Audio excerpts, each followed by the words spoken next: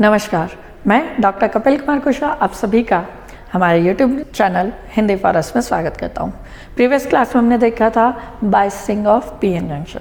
PN junction को हम कैसे बायस कर सकते हैं, आज हम डिटेल में देखेंगे उसके first type that is forward biased PN junction. हमें पता है कि एक पीएन जंक्शन जो होता है उसे फॉरवर्ड बायस करने के लिए किसकी रिक्वायरमेंट होगी, हमें एक एक्सटर्नल वोल्टेज सोर्स की, that is our PN junction. ये क्या है हमारा है पीएन जंक्शन है, it is P and it is N. Now it is anode and here it is cathode. हमने इस पीएन जंक्शन पर क्या किया, एक एक्सटर्नल वोल्टेज सोर्स अप्लाई किया। इस वोल्टेज सोर्स इस बैटरी V के positive terminal that is known as anode, इस एनोड को पी टाइप के पीएन जंक्शन के एनोड से और एन को that is cathode, N terminal को बैटरी के कैथोड से क्या कर दिया, हमने कनेक्ट कर दिया। ठीक है, हमें पता है इस पीएन जंक्शन में क्या होगा, इस पीएन जंक्शन के पी रीजन में क्या होंगे, नंबर ऑफ होल्स। यहां पर क्या होंगे, यहां पर क्या होंगे, नंबर ऑफ होल्स। तो यहां क्या होंगे, होल्स।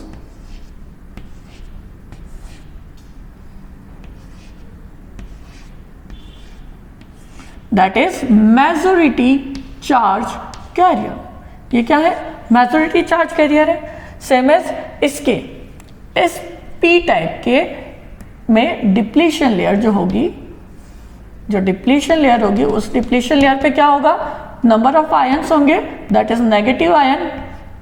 एक नेगेटिव आयन की क्या होगी, ये लेयर होगी, that is negative ion. Same is in N side क्या होगा, N side majority charge carriers क्या होंगे, दैट इज इलेक्ट्रॉन। क्या होंगे, यहां पर नंबर ऑफ इलेक्ट्रॉन्स होंगे। ये ब्लू डॉट हम किससे रिप्रेजेंट कर रहे हैं, इलेक्ट्रॉन्स को। सो मैंने electrons are available here as well as depletion layer पर क्या होंगे, पॉजिटिव चार्ज या पॉजिटिव आयन की एक लेयर होगी, it is a layer.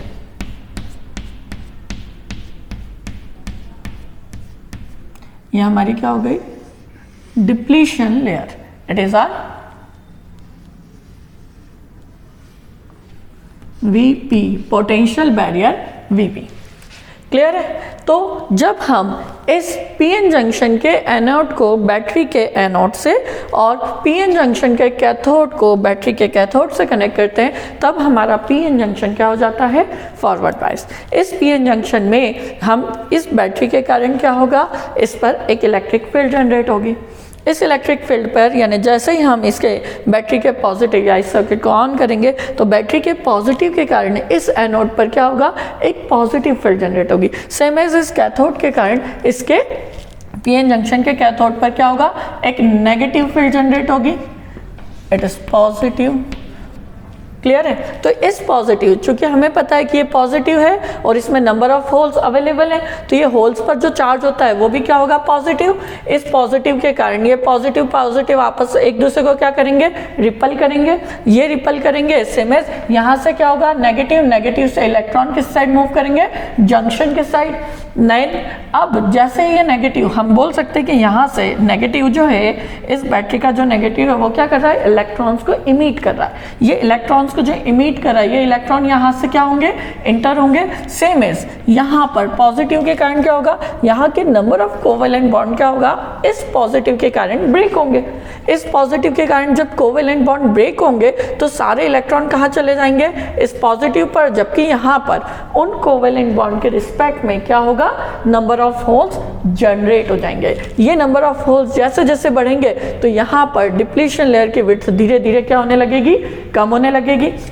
That means कि ये होल्स क्या कर रहे हैं, ये होल्स पॉजिटिव के कारण रिपल हो रहे हैं एज वेल एज नए होल्स जनरेट हो रहे हैं, जिससे कि ये होल्स को इतनी एनर्जी मिल जाती है कि वो क्या करते हैं, जंक्शन की ओर मूव करने लगते हैं और जंक्शन पर डिफ्यूज होने लगते हैं। सेम एज यहाँ पर क्या होगा, नंबर ऑफ इलेक्ट्रॉन इंटर हो रहे हैं, तो ये इलेक्ट्रॉन जब जंक्शन पर आएंगे, सेम एज यहाँ से जब होल आते हैं तो ये क्या होंगे, आपस में डिफ्यूज होने लगते हैं। इस डिफ्यूजन के कारण क्या होगा, धीरे धीरे जंक्शन की जो विड्थ है वो क्या होती जाएगी, कम। मीन्स कि जैसे जैसे हम ये इनपुट वोल्टेज बढ़ाते जाते हैं, हमारा जंक्शन जो है वो क्या होता जाएगा, रिड्यूस होता जाएगा और जंक्शन जो है, जंक्शन की जो विड्थ है वो कम हो जाएगी। जस्ट लाइक हियर, यहाँ पर पहले जो जंक्शन की विड्थ ज़्यादा थी अब वो और कम हो जाएगी और आपके नंबर ऑफ चार्ज कैरियर क्या होते जाएंगे, बढ़ते जाएंगे।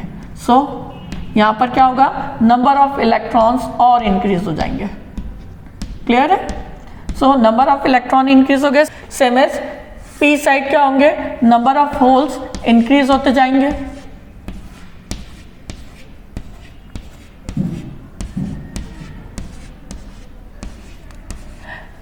एक्चुअली होता क्या है, ये पॉजिटिव क्या कर रहा है, यहाँ पर जो कोवेलेंट बॉन्ड है, सिलिकॉन के आपस के जो कोवेलेंट बॉन्ड है, उनको सिलिकॉन या कहीं हम जर्मेनियम, दोनों में से जो भी सेमीकंडक्टर से ये पीएन जंक्शन बनाओ, उसमें कोवेलेंट बॉन्ड को क्या करने लगता है, ब्रेक क्यों करता है, क्योंकि पॉजिटिव फील्ड है, ये फील्ड इतनी हाई होती है, इतनी ज़्यादा होगी कि एक नॉर्मल कोवेलेंट बॉन्ड को ब्रेक कर सकती है, क्योंकि एट रूम टेम्परेचर पहले से इलेक्ट्रॉन एक्साइटेड होंगे और ये इलेक्ट्रॉन जो हैं ये सेंट्रल या उनके न्यूक्लियस से क्या होगा, बहुत ही कम वोल्टेज या attraction force, intra atomic force से क्या होंगे, कनेक्टेड होंगे। दैट इज वाई ये क्या करता है, ये पॉजिटिव फील्ड उन इलेक्ट्रॉन्स को एक्साइट करती है और वो इलेक्ट्रॉन कहाँ पर आ जाते हैं, क्रिस्टल में।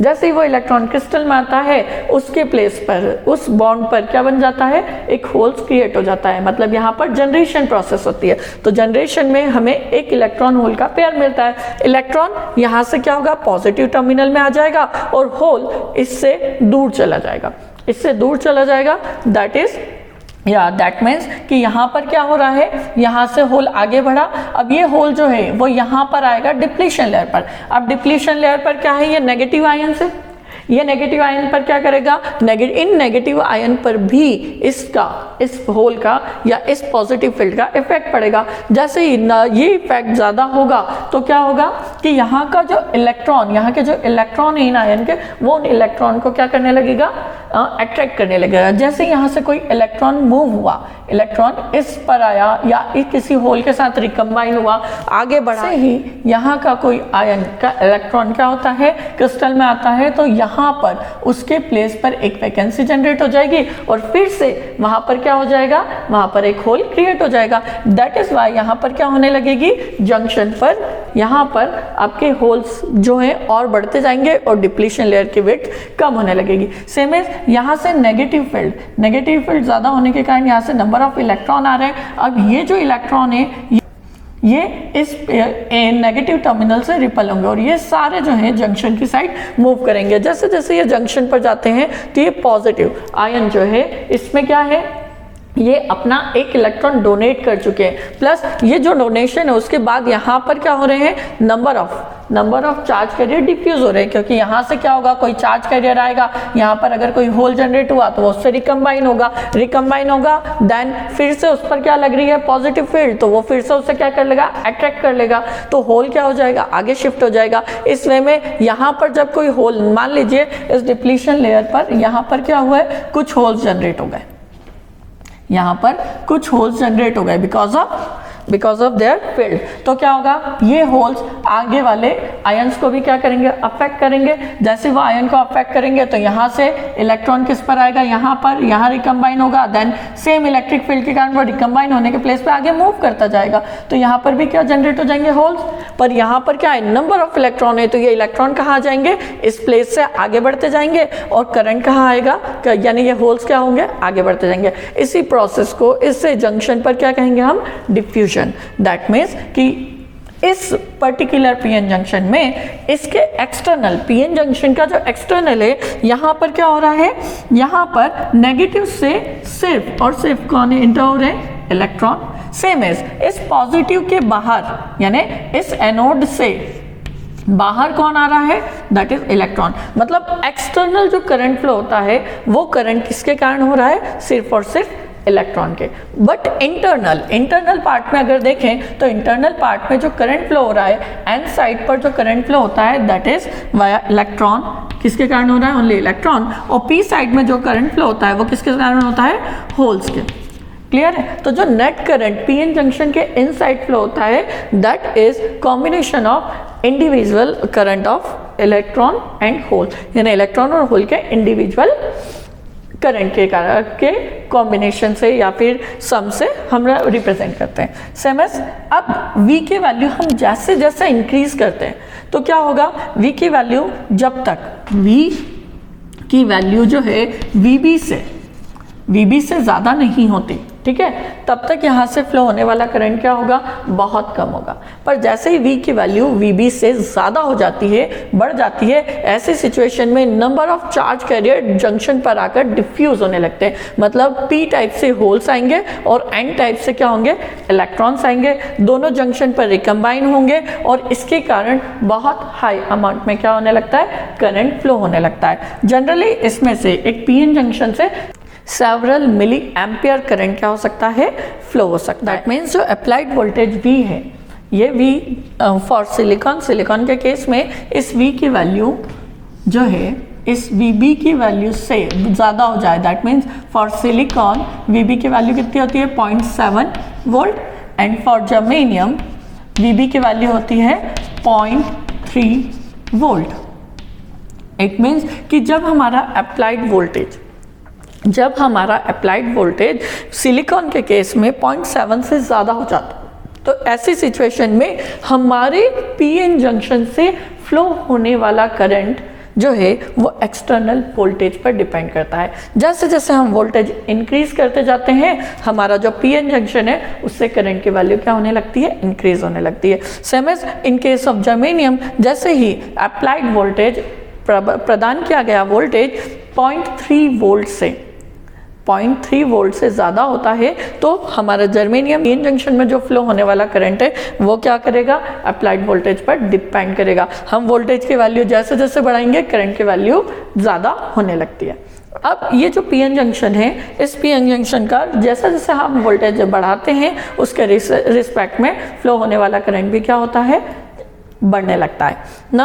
अब यहाँ पर हमने देखा कि जैसे जैसे हम वोल्टेज इंक्रीज कर रहे हैं, ये वोल्टेज जैसे जैसे बढ़ा रहे हैं, डिप्लीशन लेयर की विड्थ क्या होती जा रही है, कम होती जा रही है। डिप्लीशन लेयर की विड्थ कम होने से क्या होगा, number of charge career easily junction को क्या करते हैं, क्रॉस कर पाते हैं, या कहें हम जंक्शन पर डिफ्यूज होते हैं, जिसके कारण मैक्सिमम करंट फ्लो होता है। इस वे में जैसे ही हम बोल सकते हैं कि जब पीएन जंक्शन क्या हो, जब पीएन जंक्शन फॉरवर्ड बायस की कंडीशन में होता है तो डिप्लीशन लेयर की विड्थ क्या होने लगती है, रिड्यूस होने लगती है। एज वेल एज इसका जो रेजिस्टेंस है, रेजिस्टेंस भी क्या होगा, रिड्यूस होगा। आई होप आप सभी को पीएन जंक्शन के फॉरवर्ड बायसिंग क्लियर होगी और कैसे पीएन जंक्शन के इनर साइड होल्स और इलेक्ट्रॉन से करंट फ्लो होता है एंड पीएन जंक्शन के आउटर साइड सिर्फ इलेक्ट्रॉन से करंट फ्लो होता है, ये पॉइंट भी क्लियर होगा। सो आज की क्लास में इतना ही। Thank you.